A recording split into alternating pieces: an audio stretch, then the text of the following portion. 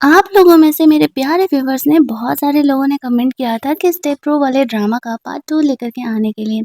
तो फाइनली जब मेरे चैनल के साथ सारे कांड सही हो चुके हैं तो मैं यहाँ पर आप लोगों के लिए इस कहानी का लास्ट पार्ट लेकर के आई हुई हूँ। कहानी के स्टार्टिंग में रोहन एनी को ढूंढता हुआ घर पहुंचता है, जहाँ पर कि उसे पता चलता है कि एनी तो है ही नहीं।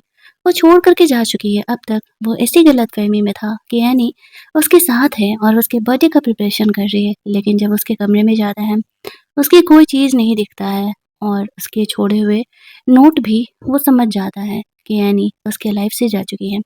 उसे इस बात का भरोसा ही नहीं हो रहा था, वो इस सच्चाई को एक्सेप्ट करने के लिए तैयार नहीं था। उसे ऐसा लग रहा था कि नहीं, वो उसे छोड़ कर के कभी नहीं जा सकती और उसे समझ नहीं आ रहा था कि वो क्या करे। वो उसकी तरफ से भेजा हुआ वो लेटर ढूँढ कर के पढ़ता है, जिसके बारे में अब तक उसे लग रहा था कि एनी ने उसके लिए वो लव लेटर लिखा होगा, लेकिन रोहन जब उसे खोलता है, उसमें लिखा था कि जब तक तुम ये स्टोरी पढ़ोगे, लेटर पढ़ोगे, तब तक मैं तुम्हारी ज़िंदगी से जा चुकी होंगी। हम दोनों के लिए यही सही होगा कि हम दोनों एक-दूसरे के रिश्ते अब अलग हो जाएँ। मुझे पता है कि तुम मेरे साथ क्या कर रहे हो, लेकिन अब मैं तुम्हें अपनी ज़िंदगी बर्बाद करने नहीं दूँगी। एक टाइम पे मैं भी तुमसे बहुत प्यार करती थी, लेकिन तुमने मुझसे प्यार के नाटक इसलिए किया था क्योंकि तुम मेरी मॉम से तुम्हारी मॉम की जगह लेने का कोशिश किया, इस चीज़ का रिवेंज लेना चाहते थे। अफ़सोस तुम्हें इस बात की सच्चाई तब पता चलेगी कि मेरी मॉम की तो कोई गलती ही नहीं थी। तुम्हारी मॉम के गुज़र जाने के बाद तुम्हारे डैड और मेरी मॉम का रिलेशन स्टार्ट हुआ था। तो मेरी मॉम की क्या गलती है? तुम्हारी मॉम जब नहीं थी तुम्हारे डैड के साथ, तब मेरी मॉम आई थी उनकी दुनिया में। मैं जब तक तुम्हारे साथ थी, मेरी लाइफ हैप्पी थी, लेकिन अब मैं तुम्हारे साथ नहीं रहना चाहती। मैं एक ऐसे रिवेंजफुल इंसान के साथ नहीं रह सकती हूँ। इस रिश्ते को यहीं ख़त्म करते हैं और मैं तुम्हें छोड़ कर के हमेशा के लिए जा रही हूँ। आज से मैं तुम्हें बस अपने स्टेप ब्रदर की तरह ट्रीट करने वाली हूँ। एनी की उसकी सारी बातें उसे याद आ रही होती हैं। एनी के साथ बिताए वक़्त सब कुछ उसे याद आ रहे थे। उसे इस बात का रिग्रेट हो रहा था कि उसकी मॉम एक्चुअल में मरी नहीं है, सॉरी, उसकी मॉम ज़िंदा है। उसकी मॉम ने रोहन के डैड से डिवोर्स ले लिया है। हाँ, तो वो इस चीज़ का रिवेंज क्यों ही ले रहा था। अब उसे समझ आ रहा था कि शायद इसमें तो उसकी मॉम की गलती है, क्योंकि वो उसे अबैंडन करके गई थी। एनी की मॉम की भला क्या ही गलती है। कहते हैं ना कि इंसान के खोने के बाद ही उसकी इम्पोर्टेंस को हमें पता चलता है। तो कुछ रोहान के साथ यही हो रहा होता और अब वो रिग्रेट में था। रो-रो करके वो अपनी हालत ख़राब कर लिया था। वो एनी को बहुत सारे कॉल्स करता है, लेकिन उसका नंबर ब्लॉक था। इसी वज़ह से रोहान का फ़ोन एनी तक पहुँच ही नहीं रहा होता है। उसे समझ नहीं आ रहा था कि वो एनी से कैसे कॉन्टैक्ट करे। वो कहाँ गई उसे कुछ भी नहीं पता था। लेट नाइट एनी की मॉम रोहान के डैड जब घर आते हैं, तो वो रोहान को इस तरीके से ड्रंक कंडीशन में पड़े हुए देखते हैं। उन्हें समझ नहीं आता कि क्या हुआ। यहाँ पर वो एनी के मॉम से कहते हैं कि क्या आप अपना फ़ोन देंगी? मुझे एनी से बात करना है। वो एनी अकेले अचानक से चली गई ना, तो मुझे घर थोड़ा खाली-खाली सा लग रहा है। और सबको तो यही दिखा रहा था कि वो दोनों एक्चुअल में इस दुनिया में सिर्फ़ भाई-बहन ही हैं और कुछ भी नहीं। तो अब तक तो उनकी फैमिली को कोई डाउट नहीं होता है। वो अपना फ़ोन दे देती है एनी से बात करने के लिए। वो दूसरे कमरे में चले जाता है एनी को कॉल करने के लिए और उसकी मॉम के नंबर से उसे फ़ोन उठाता है।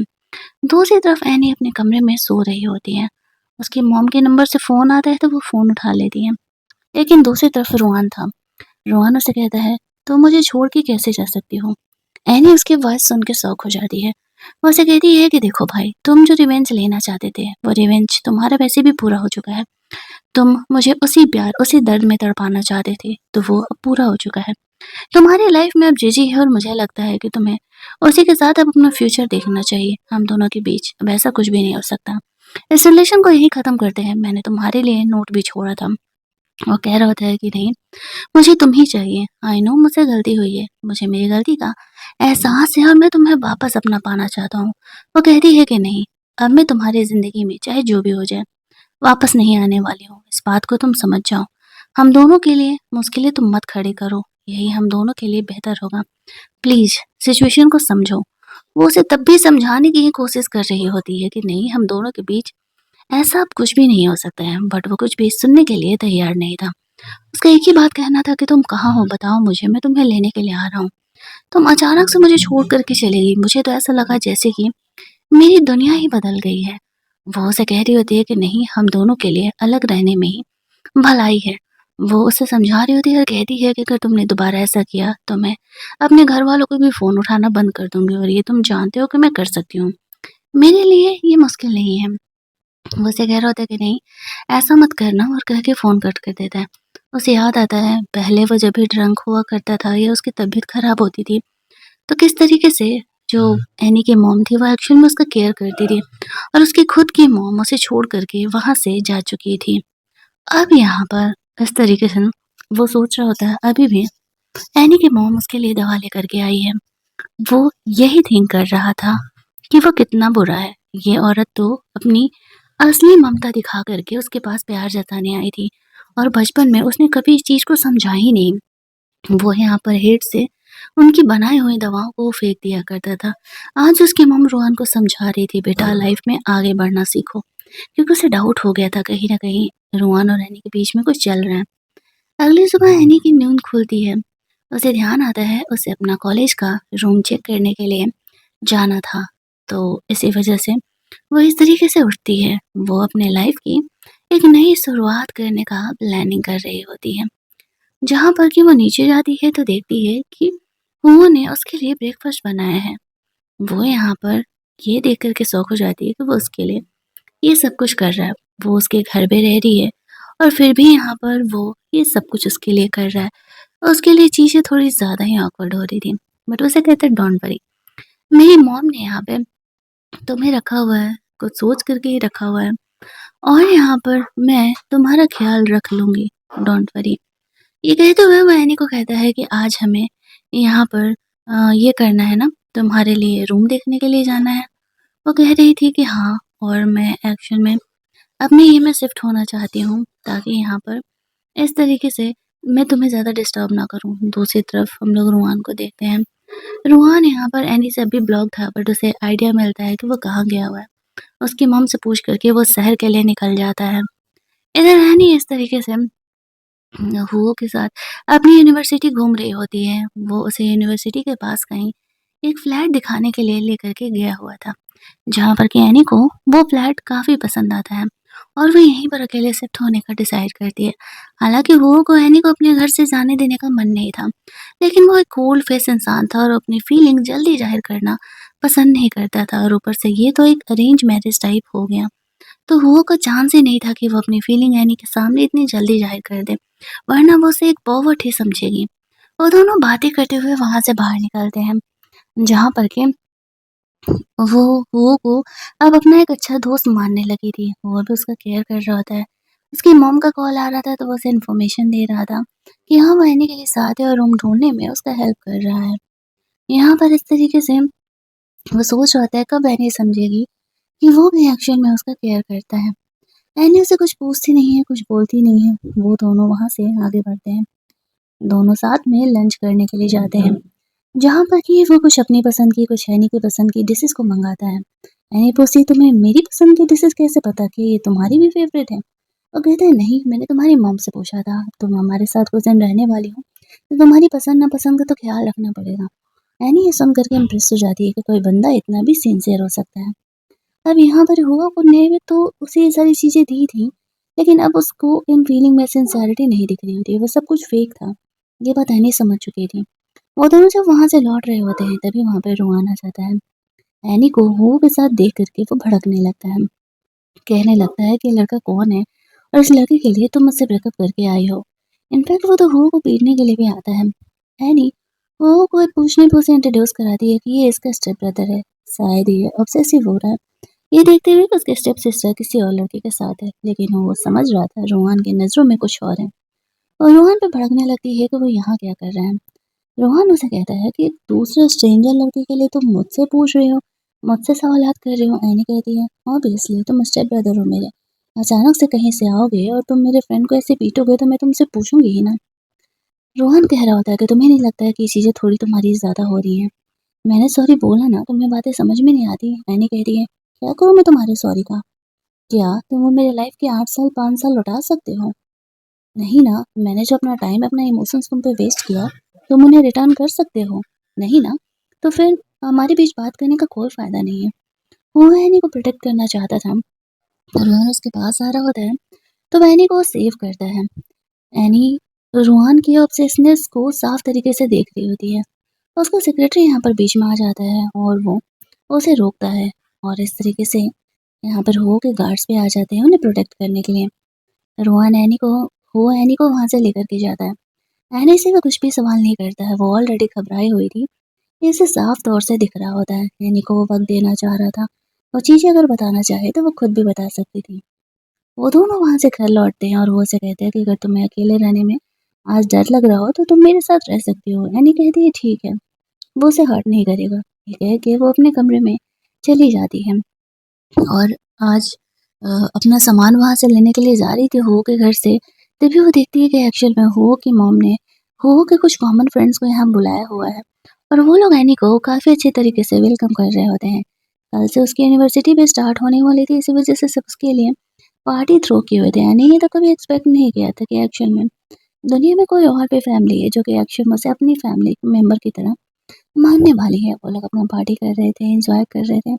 कहीं न कहीं एनी को ये लाइफ अच्छी लग रही थी, लेकिन उसके दिल में जो खालीपन था, उसे भरने के लिए अभी उसके लाइफ में कोई नहीं था। उसे वक़्त लगेगा इस लाइफ से, सिचुएशन से निकलने में। वो हो को थैंक्स बोल रही होती है उसके लिए सब कुछ करने के लिए। वापस से रोहान बार-बार नंबर बदल करके एनी को फ़ोन कर रहा होता है। लेकिन एनी जानती थी कि ये रोहान का ही नंबर है, इसी वज़ह से वो उसका फ़ोन ही नहीं उठाती है।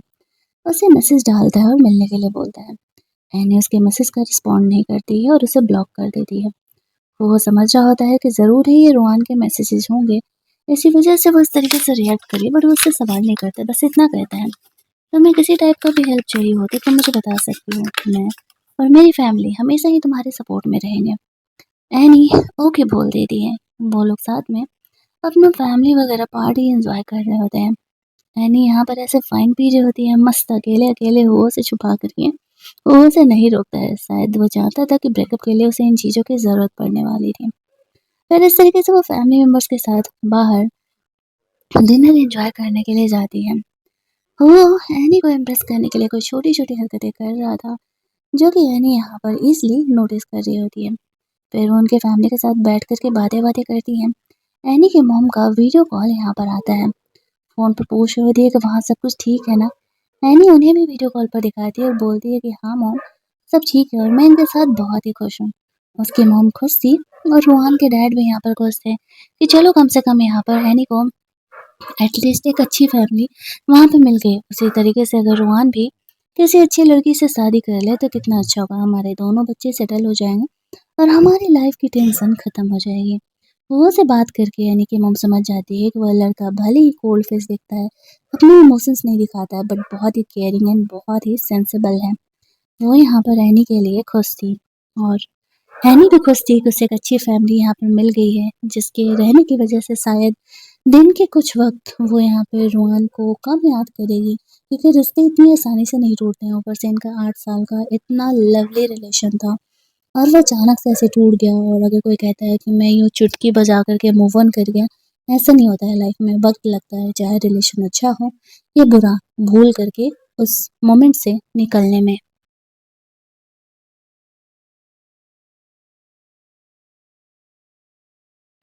अगले सीन में जब यहाँ पर एनी जगती है तो देखती है कि बार-बार उसे कॉल आ रहा है। फ़ोन उठाती है तो वो रूहान का फ़ोन था। वो कहता है वो उसके घर के नीचे है, क्या वो उससे एक बार मिल सकती है? एनी कहती है तुम ये क्या पागल जैसी हरकतें कर रहे हो? तुम्हें पता है कि मैंने तुमसे ब्रेकअप कर लिया, फिर भी तुम मेरे पीछे पड़े हुए हो। तुम मुझे खुद को हर्ट करने पर मजबूर मत करो। रूहान एनी के घर से जाने का तो नाम ही नहीं ले रहा होता है। एनी उसे समझा-समझा करके थक गई थी। वो कहती है देखो, अब वो किसी और की फैमिली के साथ रह रही है और वो यहाँ पर कोई तमाशा नहीं चाहती है। ऐसे कहते हुए रोहान को कहती है चले जाओ यहाँ से, हम दोनों के बीच पहले जैसी चीज़ें कभी नहीं हो सकती हैं। ये कह के वो अपने काम में लग जाती है। देखती है कि उसके बाद रोहन के 20-25 मिस्ड कॉल थे, लेकिन फिर भी वो इस बात का ध्यान नहीं देती है। उसे अब इन बातों से फ़र्क नहीं पड़ रहा था, वो लिटरली मूव ऑन कर चुकी थी। फिर वो इस तरीके से फूफो की फैमिली के साथ बैठ कर के खाना-वाना खा रही होती है। वो लोग पूछ रहे थे कि तुम्हारे तो स्कूलिंग स्टार्ट होने वाले हैं और तुम अकेले शिफ्ट होने वाली हो। डोंट वरी, हो तुम्हारे साथ कॉलेज में रहेगा तो वो तुम्हें दोस्त की कमी महसूस नहीं होने देगा। वो यहाँ पर तुम्हारा ध्यान भी रखेगा और तुम्हारे सारे काम भी करवा दिया करेगा। एक्चुअल में दोनों पेरेंट्स चाह रहे होते हैं कि दोनों बच्चे शादी कर लें। एनी मान जाती है, उसे हो जैसे एक्चुअल में एक अच्छा फ्रेंड मिल रहा था। यहाँ पे वो दोनों एनी के फ्लैट के लिए निकलते हैं। वो उसके साथ गया था उसके घर में सारा सेटलमेंट कराने वगैरह के लिए। वो कहते हैं कि रोहान अब तुम्हें परेशान तो नहीं करता ना? अगर परेशान करेगा तो मुझे बताना। एनी बताती नहीं है कि सुबह उसका कॉल आया था और वो घर के नीचे खड़ा था क्योंकि बेवजह ही वो यहाँ पर परेशान होता और एनी खुद ही अपने प्रॉब्लम को सॉल्व करने का डिसाइड करती है। यहाँ पर उसे उसकी मॉम का कॉल आता है। वो कहती है अगले कुछ दिनों में रोहान का बर्थडे है और वो उसी कंट्री में गया हुआ है। तुम एक बार मिल लेना। वो आजकल बहुत ही वियर्ड बिहेव कर रहा है और उसने जीजी से भी अपना एंगेजमेंट तोड़ लिया। मुझे नहीं पता क्या चल रहा है। हालांकि एनी को इन बातों से कोई फर्क नहीं पड़ता है, लेकिन यहाँ पे वो सोच रही होती है कि पहले जब रोहन का बर्थडे होता था तो वो उससे ज़्यादा एक्साइटेड होती थी। 1 महीने पहले से ही सारी चीज़ें तैयार करना शुरू कर देती थी और इस बार तो वो भूल ही गई है कि रोहन का बर्थडे भी है। थिंग्स कितनी जल्दी चेंज हो जाते हैं, उन्हें पता भी नहीं चलता। अपनी मॉम से बात-वात करने के बाद वो फ़ोन रखती है। वो उसके सैड इमोशंस देख कर के समझ जाता है क्या चल रहा है, लेकिन फिर भी एनी से वो सच पूछने की ज़िद नहीं करता है। समझता है कि एनी को वक़्त चाहिए, उसे अपना पर्सनल स्पेस चाहिए, इसी वजह से वो उसे डिस्टर्ब नहीं करता है। एनी सोच रही होती है कि उसे क्या करना चाहिए। उसके बर्थडे पर रोहन से मिलना चाहिए या नहीं? वो इन्हीं चीज़ों को लेकर के काफ़ी ज़्यादा कन्फ्यूज़ थी और रोहन बार-बार उसे नंबर बदल करके कॉल मैसेजेस करते रह रहा होता है। वो हर नंबर को उसे ब्लॉक कर दिया करती थी, तो वो वही सोच रही होती कि इस बार वो क्या करे। लेकिन वो जानती थी कि उससे दूर रहना ही बेहतर ही है। अगले दिन से वो अपनी यूनिवर्सिटी में थी। क्लासेज कंप्लीट होने के बाद वो बाहर निकलती है और हुओ की क्लास में देखने के लिए चली जाती है। क्लास के बाहर से भी उसे मैसेज करती है। हुओ को नहीं पता था कि एनी क्लास के बाहर ही है। वो उसकी फ़ोटो क्लिक कर लेती है और अपने पास रख लेती है।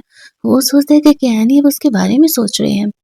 कुछ देर बाद एनी स्कूल से बाहर निकलती है तो यहाँ पे रोहन उसे किडनैप कर लेता है। हू को ये बात नहीं पता था। एनी को इस तरीके से वो किडनैप करके अपने साथ लेकर के जाता है।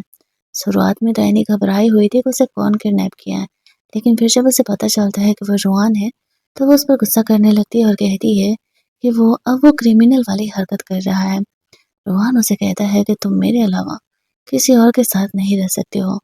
एनी कहती है अच्छा, और जब तुम मेरा इस्तेमाल कर रहे थे, मेरे इमोशंस के साथ खेल रहे थे, जब तुमने जीजी को किस किया, तब जाकर के मैंने तुम्हें छोड़ा है। अब तुम किस मुँह से आ रहे हो मुझ पे ये कहने के लिए कि तुम मुझसे प्यार करते हो? तुम मुझसे कोई प्यार नहीं करते।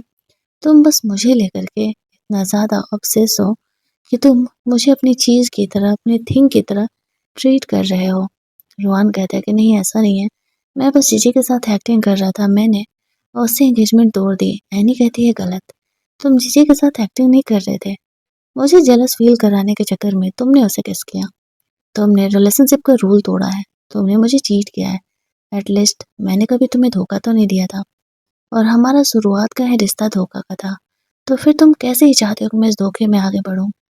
रोहन गुस्से में आकर के एनी को उनका कपल रिंग ज़बरदस्ती एनी को पहना रहा होता है, जिसे कि पहनने से एनी मना कर रही थी। वो उसे कहती है, तुम्हें समझ नहीं आता क्या कि मुझे तुम्हारे साथ अब इस टॉक्सिक रिलेशनशिप में नहीं रहना? रोहन उसे कहता है रहना तो तुम्हें मेरे साथ ही पड़ेगा, चाहे तुम्हारी मर्ज़ी हो या ना हो। वो उसे एक अपार्टमेंट के एक फ्लैट के कमरे में लेकर के जाता है और वहाँ पर एनी को बंद कर देता है। कमरे में बाहर से ताला लगा करके वहाँ से चले जाता है। एनी यहाँ पर फँस गई थी, ना तो उसके पास फ़ोन था ना कुछ और। तभी वहाँ पर जीजी आती है। एनी उसे कहती है कि मैं अब तुम्हारे बॉयफ्रेंड रोहन से प्यार नहीं करती हूँ। तुम हेल्प करो मुझे यहाँ से निकलने में। शायद वो तुम्हारे पास वापस आ जाए अगर मैं उसकी दुनिया से चली जाऊँ तो। वो जीजी को कन्विंस कर रही होती है उसका हेल्प करने के लिए। जीजी कहती है अगर मैंने तुम्हें यहाँ से जाने दिया तो रोहन मुझे छोड़ेगा नहीं। नैनी कहती है मैं तो तुम्हारी दुश्मन थी ना, क्या तुम मुझे रोहन के पास छोड़ोगी? तुम हेल्प करो मेरी उसकी दुनिया से बाहर जाने में। ये तो तुम्हारे लिए अच्छी ही बात है ना कि मैं हमेशा के लिए रोहन की लाइफ से गायब हो जाऊँ। कुछ सोचते हुए जीजी वहाँ से चली जाती है। एनी समझ गई थी कि वो कन्विंस हो गई है। वो चुपचाप कमरे में बैठी हुई थी। रोहन यहाँ पर एनी के लिए खाने-पीने की चीज़ें लेकर के आता है। उसका हाउस रजिस्ट्रेशन कार्ड भी लेकर के आया हुआ था ताकि अगले दिन वो दोनों चल कर के वापस से शादी का सर्टिफिकेट ले लें। एनी यहाँ पर रोहान की बात मानने की एक्टिंग करती है। वो वक़्त कमा रही थी ताकि यहाँ पर थोड़ा बहुत वो इस तरीके से समय कमा ले और हो या कोई और उसे ढूँढ ले और वो यहाँ से निकल सके। उसे उसका हाउस रजिस्ट्रेशन, पासवर्ड वगैरह भी सब उस बुक में मिल जाता है। तो वो सोचती है कि चलो अच्छा है यहाँ पर। वो इस तरीके से कल यहाँ से हमेशा के लिए फ्री हो सकेगी। यहाँ पे रोहान को लगने लगा था कि एनी अपनी मर्जी से उसके साथ अब जाना चाह रही है। वो दोनों कार से वहाँ पे निकलते हैं। इधर वो जीजी के साथ एनी को फॉलो करने लगता है। जीजी ने यहाँ पर एनी का हेल्प किया था और यहाँ पर इस तरीके से वो उसकी कार को रोकने का कोशिश करते हैं। इनकी कार का यहाँ पर इस तरीके से छोटा-सा एक्सीडेंट करा करके एनी इस तरीके से कार से निकल जाती है और सामने हुआ था जो कि उसे प्रोटेक्ट कर लेता है। जहाँ पर कि हुआ एनी को कार से लेकर के वहाँ से जा रहा होता है और दूसरी तरफ रोहान एनी को फॉलो कर रहा था। जीजी उसे कार धीरे करने के लिए कहती है। इस चक्कर में दोनों कार का भयंकर वाला एक्सीडेंट हो जाता है। रोहान उस एक्सीडेंट में बहुत ही बुरी तरीके से इंजर्ड हो चुका था। उसे अपनी जान की भी फिक्र नहीं थी, उसे सिर्फ और सिर्फ अब एनी के साथ रहना था। इंजर्ड तो एनी और वो भी होते हैं, लेकिन यहाँ पर वो दोनों काफ़ी हद तक सेफ थे। वो एनी को चेक कर रहा होता है और जीजी रोहान को। वो इतनी बुरी तरीके से इंजर्ड था कि एनी जाती है रोहान को देखने के लिए और जल्दी-जल्दी उसे हॉस्पिटल लेकर के जाती है। वो उसे इंजर्ड देख कर के रोने लगती है। मैंने कहा था ना, ये प्यार मोहब्बत के रिश्ते यूँ ही मूव ऑन कह देने से नहीं हो जाते हैं। हॉस्पिटल में रोहान एडमिट था, उसकी फैमिली आकर के पूछ रही होती है कि रोहान के साथ हुआ क्या? एनी कहती है कि रोहान का एक्सीडेंट हुआ, हालाँकि वो रियलिटी बताती नहीं है, लेकिन एनी की माँ तो माँ थी ना, वो चीज़ों को समझ जाती है। डॉक्टर्स यहाँ पे रोहान के बारे में चेक करके बताते हैं कि एक्चुअल में वो कोमा में है। सर पर चोट लगने की वजह से अब उसे कब होश आएगा इस बात की कोई गारंटी नहीं है। ये बात सुन कर के एनी भी बेहोश हो जाती है और बहुत ही स्ट्रेस्ड आउट थी। वो सोच रही होती है कि सब कुछ उसी की वजह से हुआ है। डॉक्टर से कहते हैं कि एनी ठीक है, कुछ देर में उसे होश आ जाएगा। जब उसे होश आता है तो इस तरीके से वो रोहान को देखने के लिए जाती है जहाँ पर कि वो कोमा में था। वो उसे समझाता है कि शायद जो कांड उसने किया है, लाइफ में जो काम उसने किया है, शायद इस चीज़ का उसे सज़ा मिल रहा है। तुम्हें अपने लाइफ में आगे बढ़ना चाहिए, मूव ऑन करना चाहिए। रोहान जैसे लड़के तुम्हारी फीलिंग और तुम्हारे प्यार के लायक नहीं है। रोहान का भी एनी का फर्स्ट लव हुआ करता था। चीज़ें इतनी आसानी से तो भूली नहीं जा सकती। लेकिन फिर भी वो जानती थी कि रोहान उसके लिए नहीं बना है। उसे अपनी लाइफ में आगे बढ़ना पड़ेगा। इसके कुछ महीने बाद का हम लोग सीन देखते हैं जहाँ पर कि रोहान अब भी कोमा में ही था। एनी अपनी स्टडीज कंप्लीट करा दी है। ग्रेजुएशन वाले दिन एनी की मॉम मुझसे मिलने के लिए आए हुई थी। वो इनके पिक्चर्स क्लिक कर रहा था और यही हैप्पी एंडिंग दिखा करके हमारा ये ड्रामा यहाँ पर एंड कर दिया जाता है। तो आगे एनी की लाइफ में क्या हुआ, रोहान को होश आया नहीं, ये कुछ भी बातें हमें नहीं बताई जाती हैं। कहानी को यहीं अधूरा छोड़ दिया जाता है। अगर आपको ये कहानी अच्छी लगी होगी तो वीडियो को लाइक और शेयर करना मत भूलना। चैनल को सब्सक्राइब कर लेना ताकि नए वीडियोस की नोटिफिकेशन आपसे मिस ना हो।